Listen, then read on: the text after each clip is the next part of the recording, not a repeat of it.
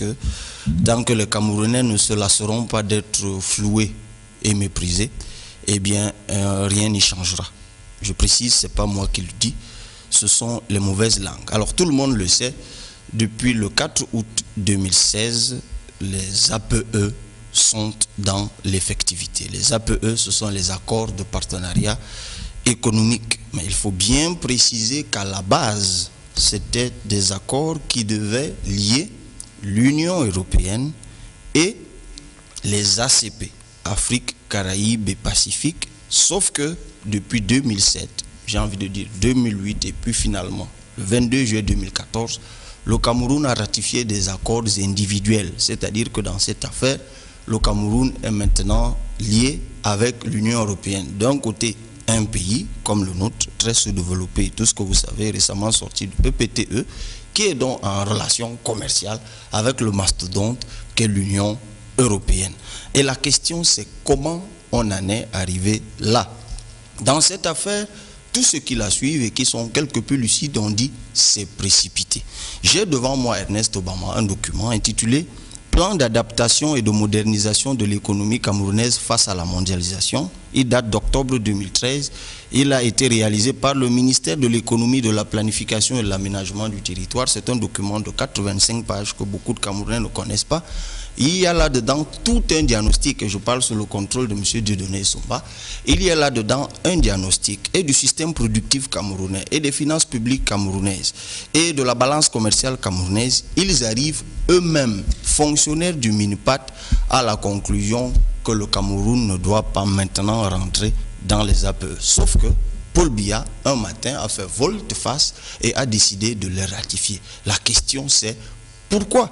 D'autres disent que ça vient de l'époque coloniale, parce qu'à la base, ce n'était pas les APE, les ACP, comme on disait, c'était l'association des États malgaches et africains, notamment entre 57 et 63, lorsqu'en 57, la CEE est créée.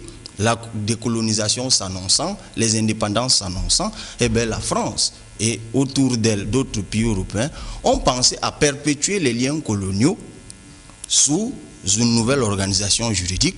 C'est comme ça qu'on est arrivé à ces fameux APE. D'abord les accords de Yaoundé entre 1975 et 2000, et puis finalement les accords de Cotonou. On en parlera longuement tout au long de l'émission. Alors, pour sortir, la question que tout le monde se pose aujourd'hui, c'est pourquoi Paul Biya a décidé de ratifier une affaire. Tout le monde s'accorde à dire qu'elle va détruire presque éternellement l'économie camerounaise. Eh bien, dans ces conjectures, d'aucuns pensent que c'est uniquement à cause de la banane. Mais vous savez, on parlait des entreprises tout à l'heure. Dans le secteur de la banane, il y a toute une association d'entreprises productrices de bananes. Vous avez la PHP de Onjombe, de Openja, vous avez la SPM de Mbanga, vous avez la BOH, je crois.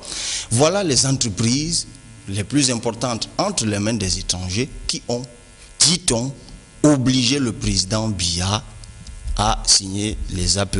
Bon, il se peut que la PHP soit une filiale de la société fruitière de Marseille et que c'est cette entreprise qui permet aussi d'exporter les jus d'ananas qui sont produits par un président africain très proche de nous, mais qui ne sont pas vendus dans son propre pays.